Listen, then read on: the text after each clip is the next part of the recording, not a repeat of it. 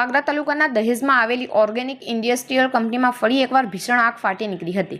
કંપનીમાં વેરહાઉસ લાગેલી આ આગ એટલી વિકરાળ હતી કે તેના ધુમાડાના ગોટે ગોટા દૂર દૂર સુધી આકાશમાં જોવા મળ્યા હતા, જેના કારણે સ્થાનિકોમાં ભયનો માહોલ ફેલાયો હતો। સદનસીબે આ ઘટનામાં કોઈ જાનહાનિના અહેવાલ સામે આવ્યા નથી। પ્રાથમિક માહિતી મુજબ આ કંપનીના વેરહાઉસમાં કોઈ અગમ્ય કારણોસર લાગી હતી અને જોતા જોતામાં તે આખા વેરહાઉસને પોતાની ઝપેટમાં લઈ લીધું હતું। આગની ભયાનકતા જોતા તાત્કાલિક ફાયર વિભાગને જાણ કરવામાં આવી હતી। જાણ થતાની સાથે જ ફાયર બ્રિગેડની ટીમ ઘટના સ્થળે પહોંચી હતી અને આગને કાબૂમાં લેવા માટે યુદ્ધના ધોરણે કામગીરી શરૂ કરી હતી। ફાયર બ્રિગેડના જવાનોએ કલાકોની ભારે જહેમત બાદ આગ પર કાબૂ મેળવ્યો હતો અને તેને વધુ ફેલાતી અટકાવી હતી।